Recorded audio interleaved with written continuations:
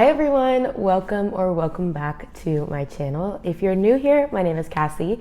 I am a 23-year-old beauty, lifestyle, and type 1 diabetes content creator here on YouTube. And before we start, I'm just gonna say you should already subscribe because we have fun on this channel. Today, we are going to be doing a little type 1 diabetes Q&A. I left a bunch of questions on my Instagram story for my followers, new people to respond to, answer. It's very much no judgment. These were just kind of to survey the crowd, see what people know and what they don't know about diabetes, and answer some questions that you guys may have. For me, being a type 1 diabetic, living in New York City, living alone, and what it's like being 23 years old and trying to have a normal life while also battling a chronic illness. Without further ado, let's just jump right into the question. I have my laptop with me today, so I'll be looking over to the side to see what questions were asked and kind of tell you guys some of the results, and I'll also be popping them up on the screen. So the first question I asked on my story is, what is the difference between type 1 and type 2 diabetes? And I got many different answers. Some people just straight up said, I don't know. Some people took a great educated guess, and some people hit the nail right on the head. The medical definition of type 1 diabetes is an autoimmune pancreatic insulin deficiency. That means that it is usually caused by genetics, or it just happens to your pancreas with no doing of the person. In the scenario for type 1 diabetics, that means that their pancreas does not make any insulin.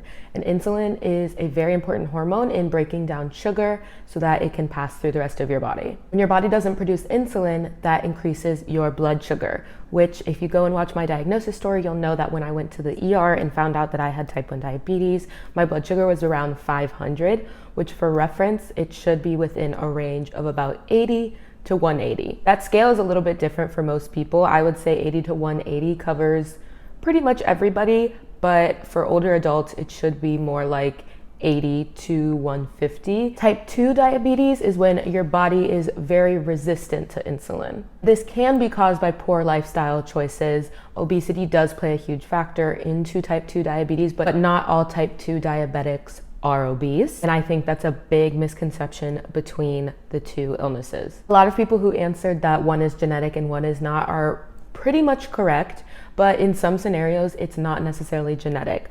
I do not have anybody in my family within 3 generations that have diabetes, so I guess I just gotta thank my lucky stars for giving me type 1, but it is very common that type 1 will be passed down through generations, and whether it skips a generation or whatever, it can be genetic.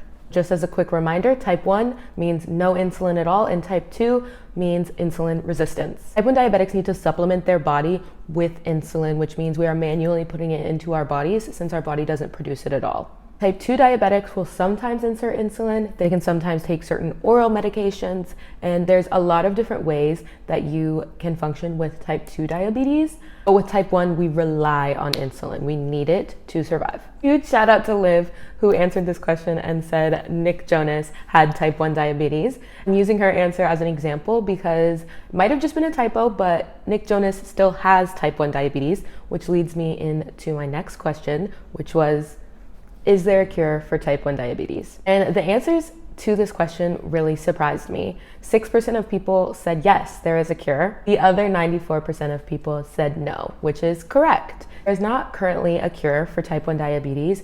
However, there is a lot of new technology and ways that we are able to manage the disease to live a long and fulfilling life.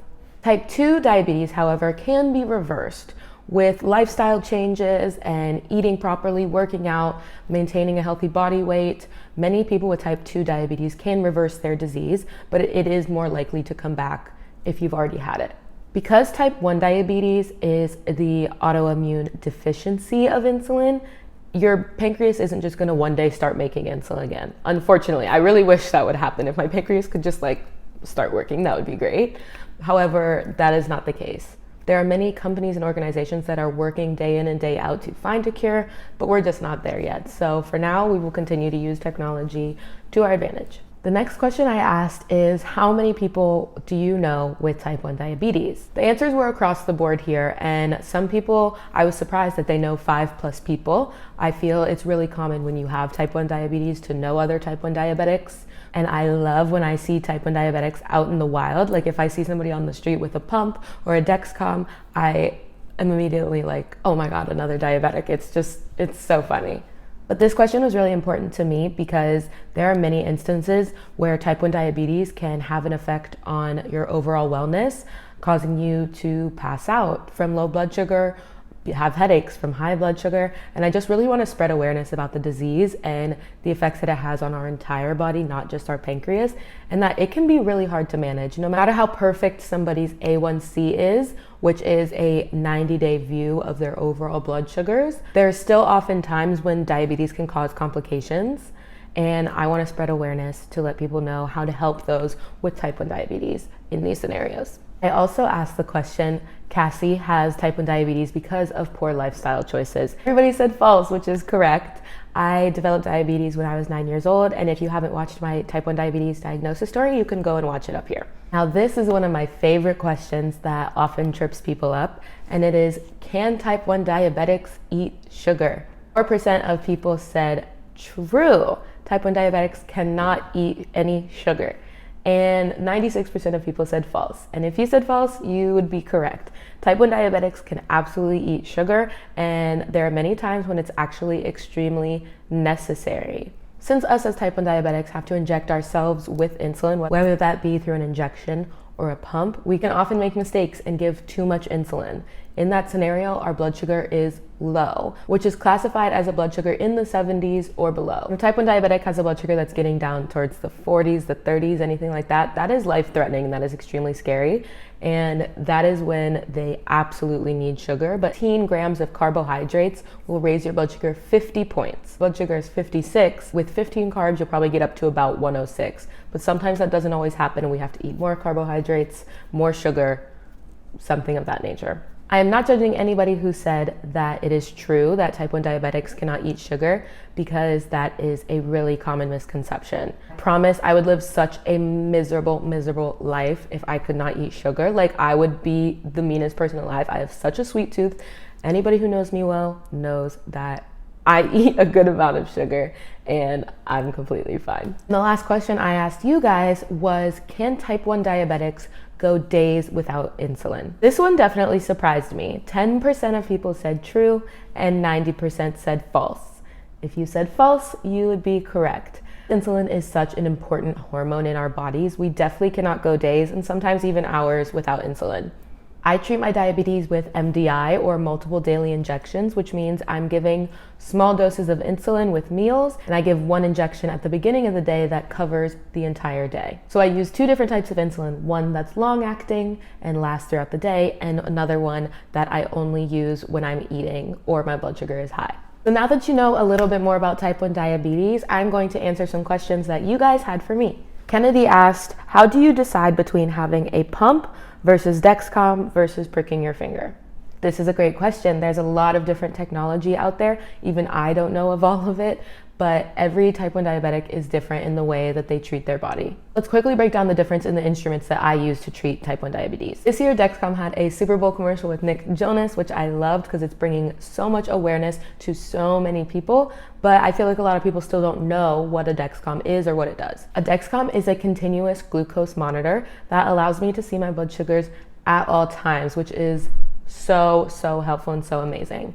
I use it on an app on my phone, and I wear my Dexcom primarily on my thigh, which you're not supposed to do, but that is where I have the best reception on my body. I get the most accurate results, and I just find it's most comfortable on my thigh. This means I do not have to prick my finger multiple times a day.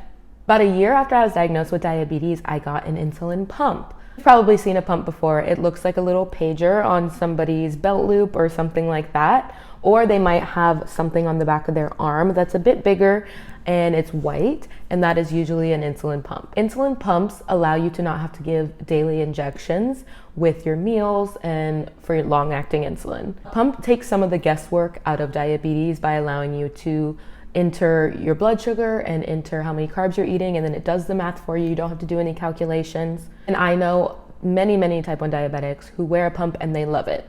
But for my lifestyle, I enjoy using multiple daily injections. I don't mind, they do not hurt. The needle is this big and that just doesn't bother me at all. Started with multiple daily injections when I was playing volleyball, and wearing my pump just got in the way. I was hitting the floor, I was running around, and a pump on my hip just wasn't working for me. And ever since then, I just have been using multiple daily injections.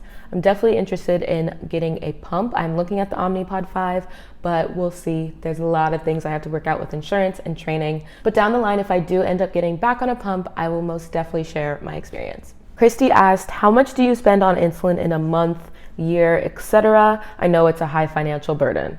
Girl, yes, it's an extremely high financial burden and it can be extremely frustrating. Insulin, I believe, is the second most expensive liquid in the world. I may be saying that wrong. Insulin is extremely expensive and extremely hard to get, and insurance sucks. I don't have an exact breakdown of how much I spend in a month because as soon as I hit my deductible every year that changes, but I usually hit my deductible very early on in the year because insulin is so expensive. There's some numbers here on what I spent in this past month on insulin. Madison said, I'm still hung up on the insurance piece, LOL, if you can talk about coverage. Madison and I were having a conversation at work about insurance and how it's super hard when insurance does not cover certain medications. And this past year has been absolute hell with trying to figure out my insurance coverage and getting the insulin that I needed. The insurance through work actually denied coverage for the insulins that I typically take and put me on to 2 new insulins. Luckily, I actually still had leftover short-acting insulin, which as a reminder is what I give when I'm eating food. So I didn't end up switching to the one that they cover, but I did have to switch to the new long-acting insulin, and my body did not respond well to this new medication at all. The weekend that I switched, I was actually supposed to go to Long Island with some friends, and I ended up having to cancel because I almost went into DKA, which is diabetic ketoacidosis, and that means that your blood sugar is extremely high. It's basically exactly what happens when you're diagnosed with type 1 diabetes. When you go into DKA, you are usually hospitalized, but I was able to bring my blood sugar down over a shorter course of time, so I didn't end up going to the hospital, but I still felt extremely sick. And this is really the issue with insurance.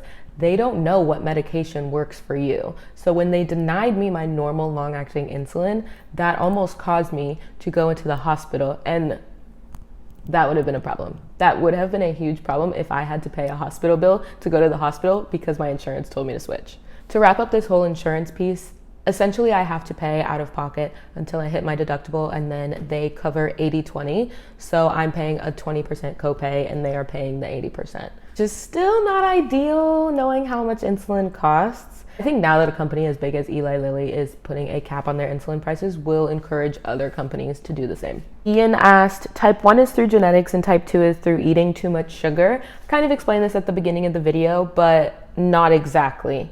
Type 1 isn't always genetic and type 2 isn't always from eating too much sugar. Lexi asked, how is it diagnosed? And I just recently posted my type 1 diabetes diagnosis story. So if you want the long version, you can go and check that out. But essentially, you can tell if somebody's type 1 diabetic by testing their blood sugar. I'm definitely not a nurse or a medical professional, so I'm not going to tell you exactly the nitty-gritty of how all of the diagnosis works, but typically a blood sugar test will tell if a person has type 1 diabetes. Life also asked a very similar question to Kennedy. She said, what tools are there for checking your insulin, like finger prick, attached to body, etc. I want to point this out because I think people get a little bit confused, which is only natural. There's not really a way to check your insulin. You can check your blood sugar, which is the number that comes up when you either prick your finger or you use something like a dexcom. And then insulin is the medication that we give ourselves. And Keith said, nothing to ask, but here to say thanks for being so vulnerable and open. And that encourages me so much to continue to do things like this and put surveys on my story, make videos and everything. I'm just really here to spread awareness about type 1 diabetes and encourage others to learn more, as type 1 diabetes can be life-threatening. And if you know somebody with type 1, teaching you how to support them and be there for them throughout the lifetime that is type 1 diabetes. I had so much fun making this video and asking all of these questions. So please let me know if you want to see more videos like this. I am happy to make more type 1 diabetes content. Please just leave me a comment below and let me know that you liked it, and so that I know to do more. If you made it to the end of the video, thank you so much for watching. Do not forget to like, comment, subscribe, and hit the notification bell to find out when I post a new video. And I will catch you guys in the next one. Mwah. Bye. Whoa. Concrete creator? I really wish people wouldn't honk right now. I can't read today. What is going on? 6% of people said yes, there is a cure, and the other, I can't do math. There's not, oh my gosh. My friend Grayson said, how are you such an icon? And to that I say, I don't know, I was born like this.